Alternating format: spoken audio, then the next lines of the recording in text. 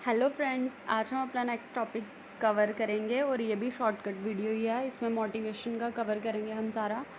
तो सबसे पहले मोटिवेशन क्या होती है हम वो पढ़ेंगे। फिर उसके बाद इसकी थ्योरीज पढ़ेंगे। नीड थ्योरी हैं इसकी कुछ, और कुछ प्रोसेस थ्योरी हैं, ठीक है। और उसके बाद इसका बायोलॉजिकल पार्ट भी पढ़ेंगे। और मोटिवेशन को 3 टाइप में डिवाइड किया हुआ है, इंस्टिंक्चुअल, बिहेवियरल और कॉग्निटिव, उसका पढ़ेंगे। और उसके साथ आपका ये ख़त्म हो जाएगा, ठीक है। तो सबसे पहले आ गया आपका मोटिवेशन। मोटिवेशन क्या होता है कि कोई भी ये कम्प्लेक्स फोर्स टाइप होती है कि जो आपको कुछ चीज़ करने के लिए फोर्स करती है, मतलब, ठीक है। जैसे कि कुछ मोटिव होता है इसके पीछे कि अगर मोटिव क्या हो गया, कुछ रीज़न हो गए जिसकी वजह से आप कोई भी बिहेवियर परफॉर्म करते हो। जैसे कि अगर आप ये वीडियो देख रहे हो तो इसके पीछे भी आपका क्या कुछ मोटिव है जिसको आप अचीव करना चाहते हो, कुछ रीज़न है।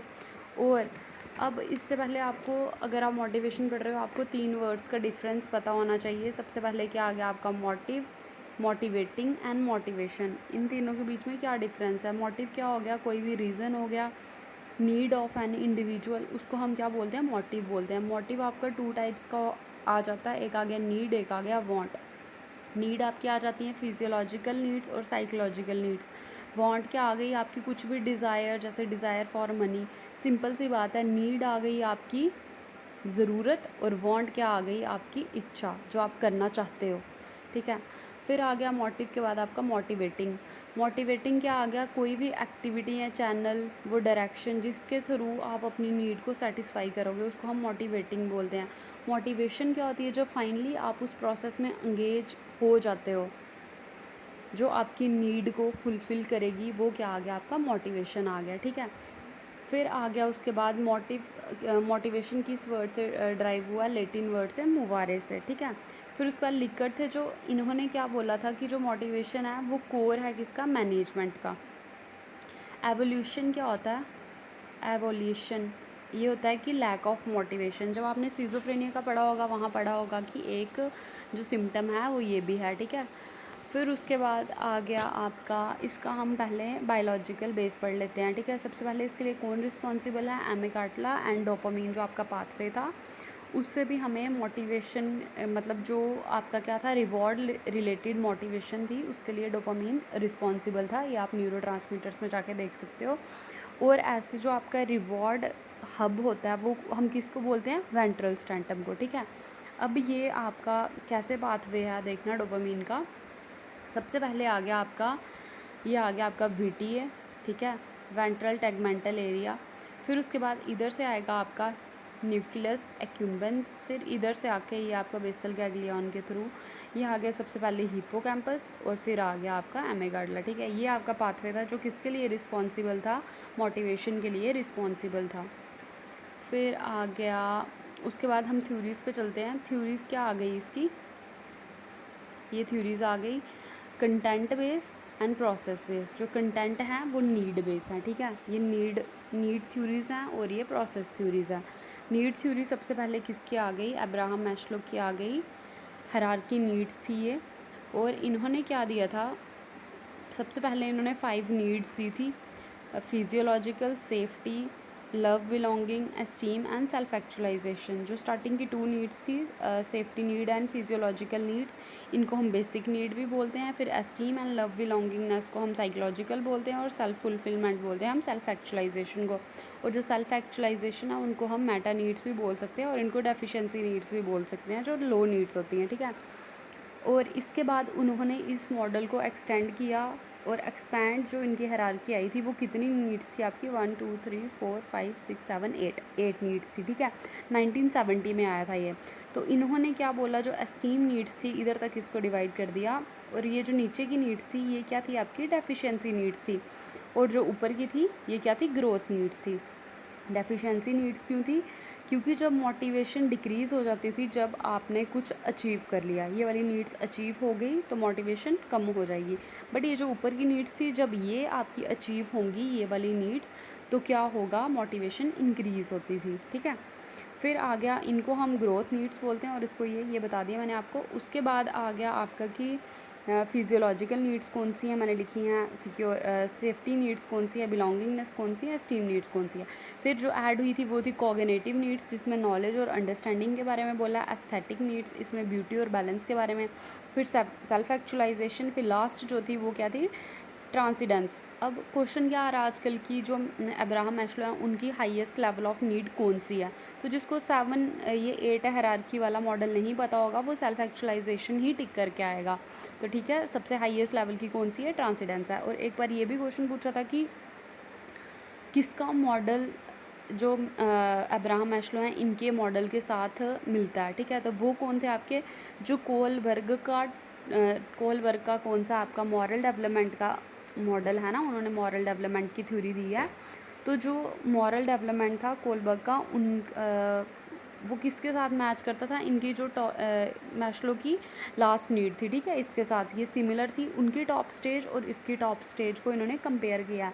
उनकी लास्ट स्टेज क्या थी, उन्होंने 3 लेवल ऑफ मॉडल दिया था, मतलब 3 स्टेजेस थी, प्री मॉरल, कन्वेंशनल मॉरलिटी और पोस्ट कन्वेंशनल। तो जो पोस्ट कन्वेंशनल थी, जो +18 के बाद उन्होंने बोला था, सेल्फ एक्सेप्टेंस थे जिसमें मॉरल प्रिंसिपल थे, यूनिवर्सल एथिकल प्रिंसिपल की बात करी थी, जहाँ क्या होता है कि जो लोग हैं वो एक्सेप्ट करते हैं अपनी इनर वॉइस को। तो उसको किसके साथ कंपेयर किया था इन्होंने, मैस्लो की लास्ट जो नीड इन्होंने बोली है उसके साथ।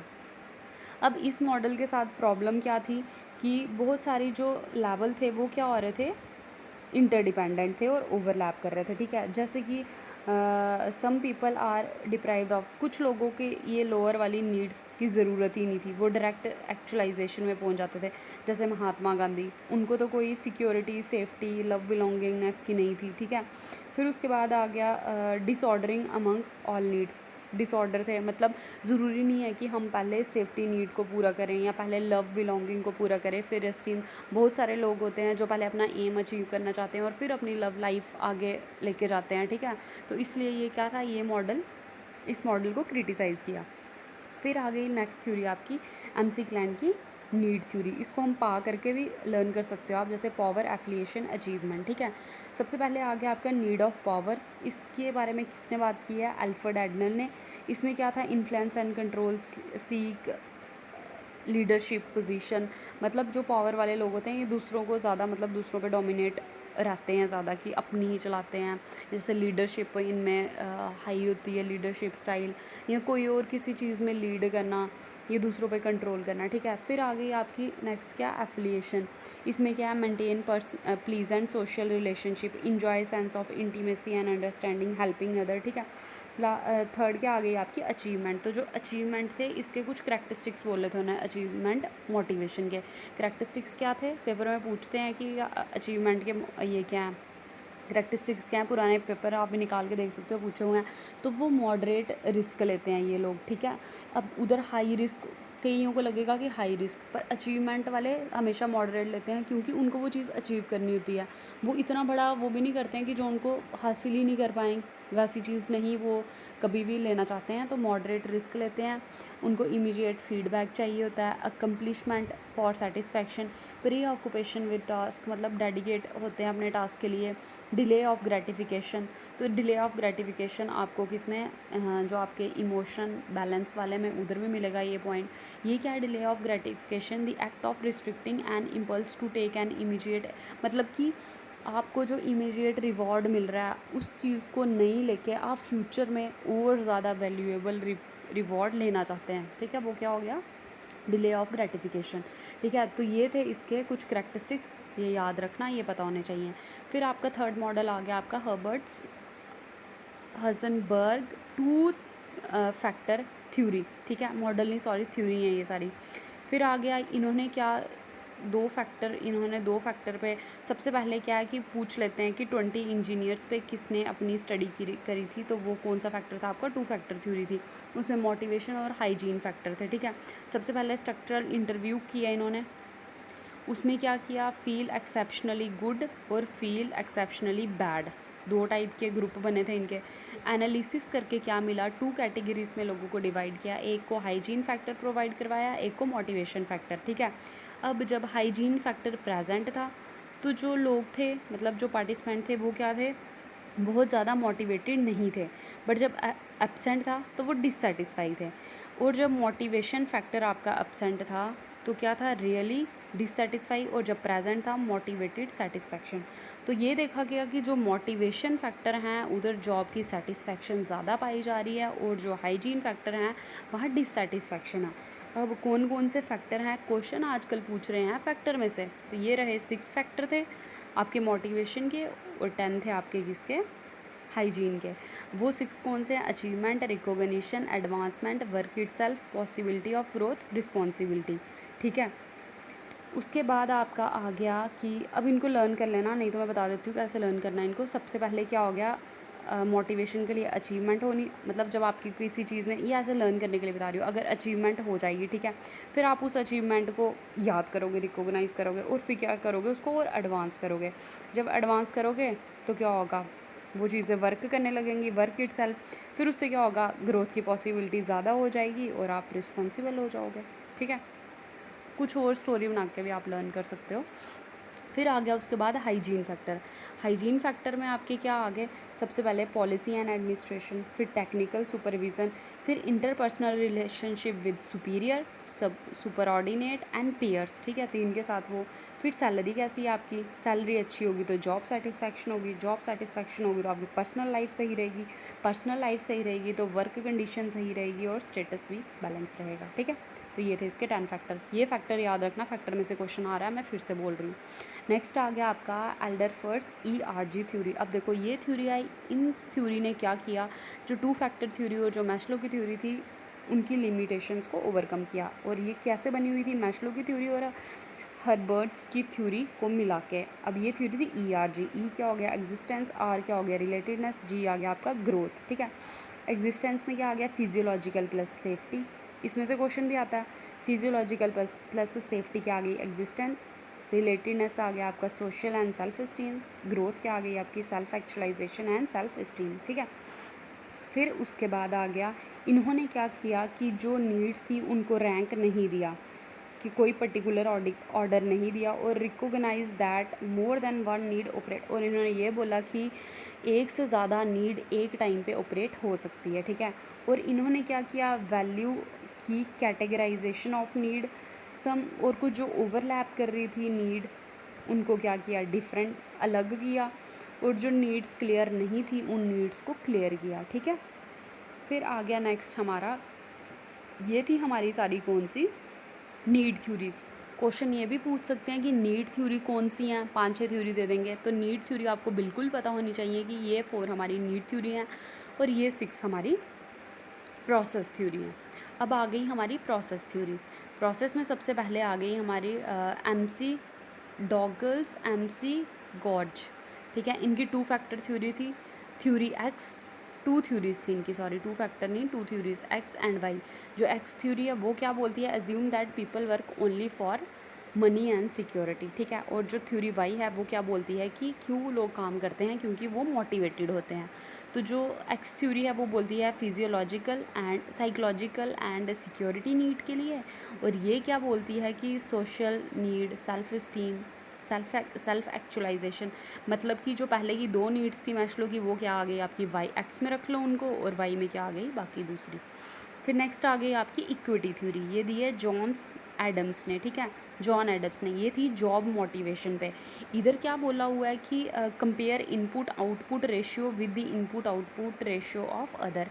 इंडिविजुअल क्या करता है जब वो किसी जॉब में या किसी ऑर्गेनाइजेशन में काम करता है, तो जो वो करता है कि अपनी इनपुट और आउटपुट की रेशियो किसके साथ, अपने साथ वालों के साथ कंपेयर करता है। ठीक है, जैसे अगर वो इनपुट दे रहा है, लॉयल है तो उसकी सैलरी सही होनी चाहिए, हार्ड वर्क है तो सैलरी सही, या फिर कमिटमेंट है तो बेनिफिट, रिकॉग्निशन, जस्टिस, अचीवमेंट। ठीक है, इन दोनों में इनपुट और आउटपुट में वो क्या चाहता है कि फेयर बैलेंस बना रहे। तो और इक्विटी थ्योरी क्या बोलती है, या तो बैलेंस कम होता है, या तो बैलेंस ज़्यादा होता है, या तो बैलेंस बराबर होता है, बट लीनियर बैलेंस कभी नहीं होता है। ठीक है, नेक्स्ट आ गया आपका वी ग्रूम एक्सपेक्टेंसी थ्योरी। अब ये क्या है, पीपल इधर क्या है कि एक्सपेक्टेंसी थ्योरी ये बोलती है कि people high level effort when relation, लोग क्या करते हैं हाई लेवल एफर्ट तब डालते हैं जब उनको पता होता है कि अगर वो ज़्यादा हाई लेवल एफर्ट डाल रहे हैं, ठीक है, वो इतना परफॉर्म, अगर वो इतना मतलब एफर्ट डाल रहे हैं तो उनको वो रिवॉर्ड मिल रहा है, बट अगर उनको ज़्यादा एफर्ट से रिवॉर्ड नहीं मिलेगा तो वो ज़्यादा एफर्ट नहीं डालेंगे, ठीक है।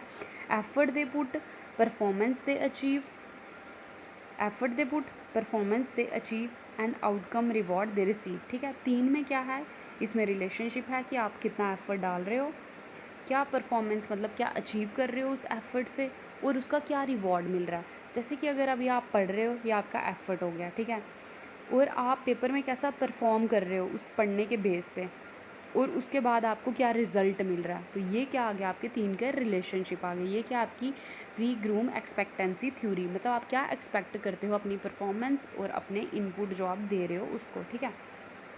फिर आ गया Potter and lawyer lawyer theory, lawyer model.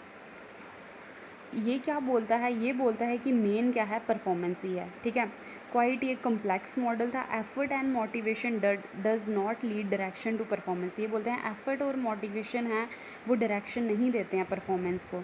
It is mediated by abilities and trait and by role perception, ultimately performance lead to satisfaction. ये बोलते हैं कि मोटिवेशन और एफर्ट कोई ज़्यादा इंपॉर्टेंट रोल नहीं प्ले करते हैं, ठीक है, बट जो हम परफॉर्म करके आते हैं सेटिस्फैक्शन उससे ही मिलती है। तो इनके हिसाब से ये भी ठीक है। अगर अभी हम जितने भी एफर्ट डाल रहे हैं, जितने भी मोटिवेट हैं, बट अगर फाइनली हमारी परफॉर्मेंस अच्छी नहीं जाएगी, पेपर अच्छा नहीं जाएगा, तो क्या होगा, हमें सेटिस्फैक्शन नहीं मिलेगी। तो ये था इनका मॉडल, इससे भी आप इस एग्जांपल से याद रख सकते हो। अब आ गया नेक्स्ट हमारा मोटिवेशन को, ये आपको सिलेबस में ऐसे ही दिखेगा कि instinctual, behavioural and cognitive theories. तो पता होना चाहिए कौन सी थ्योरी किसके अंदर आती है। तो जो मैकेनिस्ट मेटाफर है मोटिवेशन का, वो क्या है आपका इंस्टिंक्चुअल मॉडल है, जो वो बताता है आपको। इंस्टिंक्चुअल मॉडल में कौन कौन से आ जाएंगे आपके, साइको एनालिटिक थ्योरी आ गई, इथोलॉजिकल थ्योरी आ गई, सोशो बायोलॉजी आ गई, और William McDougall theory. William MC, अच्छा चलो इसको बाद में बताती हूँ। सबसे पहले आ गया आपका साइको एनालिटिक थ्योरी, ठीक है। इनके अकॉर्डिंग क्या है कि 2 instinct that direct our personality and behaviour. 2 instinct हैं जो हमारी बिहेवियर और हमारी पर्सनैलिटी को डायरेक्ट करते हैं, लिबिडो एंड मॉर्बिडो। लिबिडो आ गई आपकी सेक्स और लाइफ, और मॉर्बिडो आ गया आपका एग्रेशन और डेथ। फिर आ गया इन्होंने एक हाइड्रोलिक मॉडल ऑफ एग्रेशन दिया था, जिसको हम क्या बोलते हैं, मोर्टिडो पे था जो, ये था एग्रेसिव एनर्जी, ठीक है। ये क्या, build up inside us and must be release. इनके अकॉर्डिंग क्या है कि ये जो एग्रेसिव एनर्जी है ये हमारे अंदर ही बिल्ड होती है और ये रिलीज़ होना मस्ट होती है, ठीक है। अंदर अगर ये हमारे अंदर बिल्ड हो रही है तो बाहर तो निकलेगी, ठीक है। फिर आगे कैथारसिस। कैथारसिस क्या है, is a social acceptable form of release of aggression. मतलब सोशल एक्सेप्टेबल फॉर्म है कि जैसे हम एग्रेशन को क्या करेंगे, रिलीज़ करेंगे। Way of getting rid of anger भी हम इसको बोल सकते हैं, जैसे वॉचिंग वायलेंट टीवी और मूवीज़, प्लेइंग स्पोर्ट, ठीक है। फिर आ गया आपका इथोलॉजिकल थ्योरी। इथोलॉजिकल थ्योरी किसने दी है, कॉनरैड लॉरेंस ने दी है। 2 फैक्टर थ्योरी है ये भी, इंस्टिंक्चुअल एग्रेसिव एनर्जी, और पहला फैक्टर क्या है इसका कि इंस्टिंक्चुअल एग्रेसिव एनर्जी, ठीक है। इसमें क्या बोलते हैं, रिएक्शन स्पेसिफिक एनर्जी है ये, व्हेन मोटिवेटेड द बिहेवियर। ये वो एनर्जी है जो बिहेवियर को मोटिवेट करती है। इंस्टिंक्चुअल है मतलब हमारे अंदर से ये एनर्जी आती है। फिर ए साइंस स्टिमुलस और रिलीज़र। एक साइंस स्टिमुलस होना चाहिए जो क्या करेगा, हमारे बिहेवियर को इलिक्ट करेगा, और क्या करेगा, कुछ मतलब अगर ऐसा कुछ स्टिमुलस आया, होना चाहिए स्टिमुलस एग्रेशन के लिए। अगर स्टिमुलस होगा तो हम एग्रेसिव होंगे, अगर नहीं होगा तो नहीं होंगे। 2 फैक्टर हैं, ठीक है। एक बोला है इंटरनल होता है और एक बाहर की वजह से होता है। फिर आ गया आपका, ये थी आपकी कौन सी, इंस्टिंक्चुअल थ्योरीज थी। इसके एक और थ्योरी बच गई है, क्या है ये, सोशो बायोलॉजी। ये किसने दी है, E.O. विल्सन ने। Says that there is a biological basis of social behaviour. इन्होंने बोला है कि क्या है, बायोलॉजिकल बेस है सोशल बिहेवियर का, ठीक है। जो हम सोशली बिहेव करते हैं उसका एक बायोलॉजिकल बेस है। फिर उसके बाद आ गया आपका विलियम एमसी डॉगल। इनकी थ्योरी थी ये भी इंस्टिंक्ट, इसको तो हम इंस्टिंक्ट थ्योरी ऑफ मोटिवेशन भी बोलते हैं। इसका मैंने इधर डिफ़ाइन नहीं किया, आप इसको नोट कर सकते हो, क्योंकि इसके मैंने इसमें PDF में भी नहीं डाला है। मैं ऐसे अच्छे से बोलती हूँ, आप एक बार सुन लेना। सबसे पहले विलियम डॉगल ने दी थी इंस्टिंक्ट थ्योरी ऑफ मोटिवेशन, कब, 1908 में, ठीक है। इन्होंने क्या बोला था कि एक इंडिविजुअल है, उसके अंदर क्या होती है, टेंडेंसी होती है कि वो कॉम्प्लेक्स रिस्पॉन्स या स्पेसिफिक रिस्पॉन्स देगा इन्वायरमेंट के स्टिमुलस को बिना रीज़न के ही। ठीक है, ये थी इनकी थ्योरी कि जो एक इंडिविजुअल है वो इन्वायरमेंट को कॉम्प्लेक्स या स्पेसिफिक रिस्पॉन्स दे सकता है बिना रीज़न के। ठीक है, और इन्होंने क्या बोला था कि 14 टाइप ऑफ बेसिक इंस्टिंक्ट बोले थे। अगर आप गूगल करोगे आपको 18 टाइप भी दिखेंगे। और वो इंस्टिंक्ट आपकी क्या हो गए कि जैसे आपका हो गया क्यूरियोसिटी हो गई, किसी चीज़ को लेके हंगर हो गया, लॉफ्टर हो गया, स्लीप हो गया। ठीक है, इस टाइप के थे ये आपके कितने 14 इंस्टिंक्ट। और ये जो विलियम डॉगल थे इन्होंने प्रिंसिपल ऑफ बेसिक इंस्टिंक्ट भी दिए थे आपको। और ये पहले नहीं थे, ये फर्स्ट ऐसे पर्सन नहीं थे जिन्होंने इंस्टिंक्ट की बात की। सबसे पहले जो इंस्टिंक्ट टर्म है वो सबसे पहले किसने यूज़ की थी, आपकी विलियम जेम्स ने। किसने यूज़ की थी, इधर लिख देती हूँ, विलियम जेम्स। ठीक है, अब देखो सबसे पहले इन्होंने दिए थे प्रिंसिपल ऑफ बेसिक इंस्टिंक्ट। अब प्रिंसिपल ऑफ बिहेवियर भी दिए हैं आपको। और इसके साथ आपकी क्लार्क हल की जो थ्योरी है, अच्छा वो इसमें आएगा। अब आगे बिहेवियरल थ्योरीज आ गई सेकंड। ठीक है, इसमें क्या आ गई आपकी incentive theories, arousal theory. Incentive में आ गया आपकी इंसेंटिव ड्राइव थ्योरी आपकी हल की भी बोल सकते हो आप ड्राइव थ्योरी। ठीक है, उन्होंने भी मोटिवेशन का साइकिल दिया था कि सबसे पहले नीड होगी, फिर ड्राइव होगी, फिर मोटिवेशन, फिर होमोस्टैटिस। जब मैंने वो करवाया था तो उसमें किया था, इसलिए उस थ्योरी को मैंने इसमें दोबारा से रिपीट नहीं किया। इन्होंने क्या बोला था कि बायोलॉजिकल बेस होता है, मतलब जो इनकी थ्योरी थी वो होमोस्टैटिस पे बेस थी कि जैसे एक इंडिविजुअल को भूख लगती है, वो हमारी बायोलॉजिकल नीड आ गई। फिर उसकी वजह से क्या ड्राइव आएगी, मतलब हमें टेंशन होगी कि अब उस भूख को ख़त्म करना है। फिर उसके बाद क्या करेंगे, हम कुछ बिहेवियर करेंगे, जैसे कुकिंग करेंगे, तो उससे क्या होगा, हमें रिज़ल्ट मिलेगा। रिज़ल्ट क्या मिलेगा, कुकिंग होगी तो हम खाना खाएंगे, हमें रिज़ल्ट मिलेगा, रीइंफोर्समेंट मिलेगी तो हम दोबारा से उस साइकिल को करेंगे। ठीक है, तो ये थे मोटिवेशन की क्लार्क हल की थ्योरी। उसके बाद आ गया आपका अराउजल थ्योरी में क्या आ गया आपके, इसमें ऑप्टिमल लेवल हाइपोथेसिस थी। ये जब हमने किया था कोपिंग एंड स्ट्रेस, उसमें पढ़ा था आपने यर्कसन डैडसन का लॉ कि कुछ ऐसे एक ऑप्टिमल लेवल होता है, पहले इधर परफॉर्मेंस इंक्रीज़ होगी बट जब इस लेवल से ऊपर हो जाएगी तो वो डिक्रीज़ होने लगती है। ठीक है, जैसे ये ऑप्टिमल लेवल, इसके ऊपर जाएगी तो परफॉर्मेंस डिक्रीज़, बट एक लेवल होगा जहाँ तक परफॉर्मेंस इंक्रीज़ करेगी। फिर था आपका ओपोनेंट प्रोसेस थ्योरी, ये दी है सोलोमन ने। और ये थ्योरी आपको इमोशंस में भी मिलेगी देखने को। ये क्या है, ये इमोशंस की ही है एक हिसाब से थ्योरी, बट इसमें भी आती हैं ये। An arousal theory a stimulus that arouses एक स्टिमुलस जो एक पॉजिटिव रिएक्शन अराउज कर रहा है, जब हम उसको हटा देंगे तो वो एक नेगेटिव काउंटर एक्शन भी कर सकता है। जैसे ए stimulus that cause A negative reaction, कोई स्टिमुलस जो एक नेगेटिव रिएक्शन कर रहा है, when removed will have a positive counter action. इसको आप ड्रग वाले में भी यूज़ कर सकते हो। जैसे कोई इंडिविजुअल कोई ड्रग ले रहा है, बड़ी अच्छी फीलिंग आ रही है, बट जब लेना बंद कर रहा है तो नेगेटिव रिएक्शन मिल रहा है। ठीक है, फिर आ गई आपकी उसके बाद कॉग्निटिव थ्योरीज। कॉग्निटिव थ्योरी में आपकी क्या आ गई, एक्सपेक्टेंसी थ्योरी हमने पढ़ ली, ये गोल सेटिंग थ्योरी आ गई। एक्सपेक्टेंसी में क्या है कि explain how individual choose one behaviour opinion over other. Expectancy में क्या है कि इंडिविजुअल एक बिहेवियर कैसे चूज़ करता है दूसरे बिहेवियर के ऊपर। फिर उसके बाद आ गया डैम्बर अर्ल मॉडल। फिर उसके बाद अचीवमेंट मोटिवेशन हमने पढ़ ली और सेल्फ एक्चुअलाइजेशन भी हमने पढ़ लिया। ये कॉग्निटिव में आती हैं। अब कॉग्निटिव में कौन सी आती हैं, बिहेवियर में कौन सी आती हैं, इंस्टिंक्चुअल में कौन सी आती हैं, आपको ये भी पता होनी चाहिए। अब लास्ट हमारा बचता है Dember Earl model of ideal complexity. ये क्या बोलते हैं कि the complexity of a stimulus determine its attractiveness.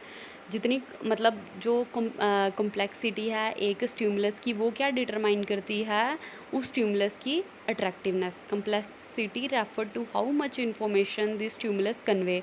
Complexity ये बताती है कि एक स्टिमुलस कितनी इन्फॉर्मेशन रखता है, कन्वे करता है। ठीक है, फिर आ गया behavioural measure, how long the person will spend with this stimulus. इसका बिहेवियरल मेज़र क्या ये है कि वो इंडिविजुअल उस स्टिमुलस के साथ कितना टाइम स्पेंड करता है। पेसर क्या होते हैं आपके कि help to raise a person complexity level. और ये जो नीचे हैं ये मैंने यही दी हैं आपको कि नीड थ्योरी आपकी कौन सी है, अगर उधर क्लियर नहीं होगी इधर से देख लेना। और ये प्रोसेस थ्योरी है आपकी। ठीक है, तो इसके साथ हमारा मोटिवेशन का कंप्लीट होता है जो भी जितना सारा था। वीडियो अच्छी लगेगी तो लाइक करना, चैनल को सब्सक्राइब करना और वीडियो को शेयर भी करना। और PDF आपको नीचे डिस्क्रिप्शन बॉक्स में मिल जाएगी। Thank you.